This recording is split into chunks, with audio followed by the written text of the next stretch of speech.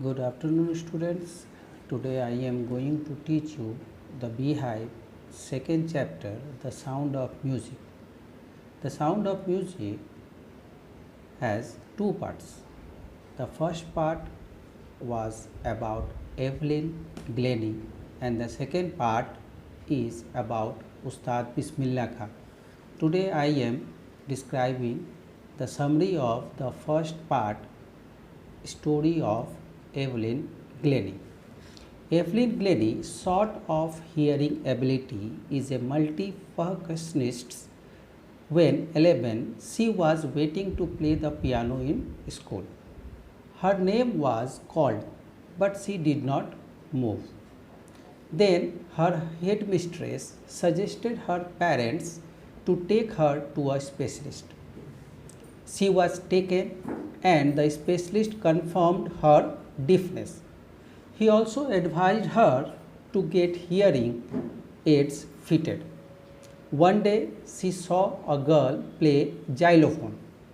When Evelyn expressed her desire to play the one, her teachers discouraged her.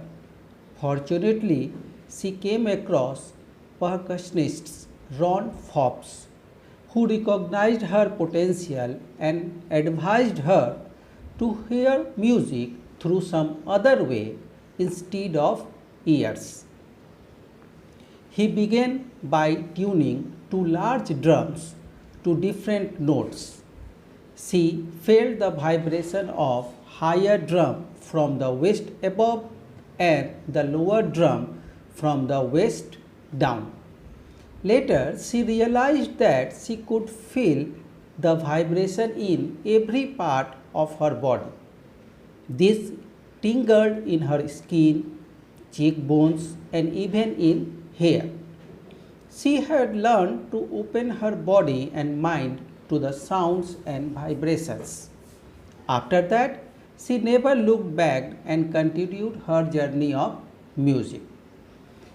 Evelyn joined the prestigious Royal Academy of Music in London and scored the highest marks in the history of the Academy. She worked hard with strong determination. She got right to the top.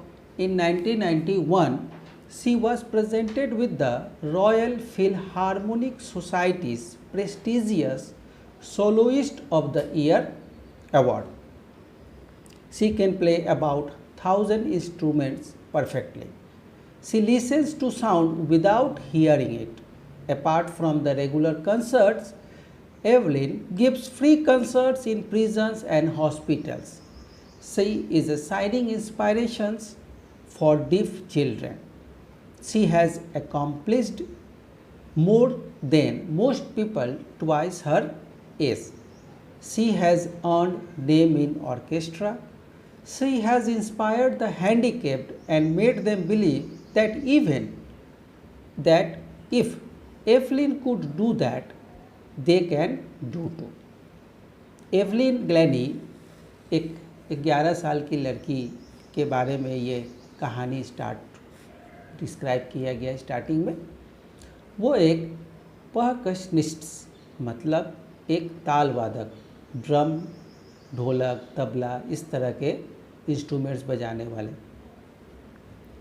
वो अपने piano class के लिए या programme school में हो रहा था, उसके लिए वो इंतज़ार कर रही थी। जब उसका नाम पुकारा गया तो वो अपनी जगह से हिली ही नहीं, ऐसा कि जैसे मानो वो अपना नाम सुनी नहीं।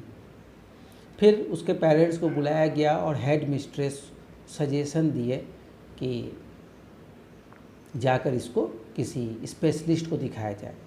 जब उसे डॉक्टर के पास ले जाया गया तो वहाँ पर ये कंफर्म हुआ कि हाँ, इसे अब सुनाई नहीं देता है, इसके लिए कोई हियरिंग एड्स इसको दिया जाए। एक दिन वो देखी कि एक लड़की जाइलोफोन बजा रही है। जब उसने टीचर से इसके बारे में कहा तो टीचर्स ने उसको डिस्करेज किया, उल्टा उसको प्रोत्साहन के जगह पे वे लोग उसको डिस्करेज किए। लेकिन एक उसी समय रॉन फॉब्स एक परकशनिस्ट थे। उन्होंने इसके अंदर की छिपे हुए प्रतिभा को देखा, पहचाना और उन्होंने इसको कहा कि तुम सुन तो सकती नहीं हो, इसलिए तुम म्यूजिक को सुनो लेकिन बॉडी के अदर पार्ट से। इसलिए स्टार्टिंग में उसको 2 ड्रम दिए बड़े बड़े, दोनों का ट्यूनिंग अलग था। जो लार्जर था वो अपने वेस्ट के अपर पार्ट से वो फील करना सीख गई और लोअर वाले को अपने वेस्ट के लोअर पार्ट से। धीरे धीरे प्रैक्टिस करते करते वो कहती थी कि उसके बॉडी के हर एक पार्ट से वो म्यूज़िक को फील करती थी, यहाँ तक कि अपने हेयर्स, अपने चीक बोन्स, अपने स्किन के द्वारा। फिर वो कभी पीछे मुड़कर नहीं देखी और धीरे धीरे वो सफलता के कदमों के सहारे वो सफलता के शीर्ष तक पहुंच गई। उसको वर्ल्ड के सबसे अच्छे म्यूज़िक सेंटर जो royal academy of music London में है, वहाँ पर उसका एडमिशन हुआ और वो एंट्रेंस एग्ज़ाम में सबसे हाईएस्ट मार्क्स लाकर एक हिस्ट्री क्रिएट की। उसे लगभग 1000 इंस्ट्रूमेंट्स बहुत ही परफेक्ट तरीके से बजाने आता था। उसे बहुत सारे ऐसा कोई म्यूज़िक अवार्ड न है या उसे न मिला हो।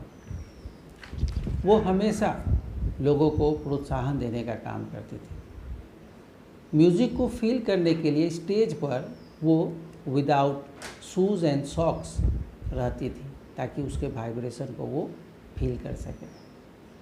वो साथ ही साथ एक मोटिवेशनल रोल मॉडल है जो ऐसे लोगों के लिए प्रोत्साहन का काम करती है कि जो लोग कभी कुछ कर नहीं सकते हैं केवल अपने फिजिकली हैंडीकैप्ड होने के कारण।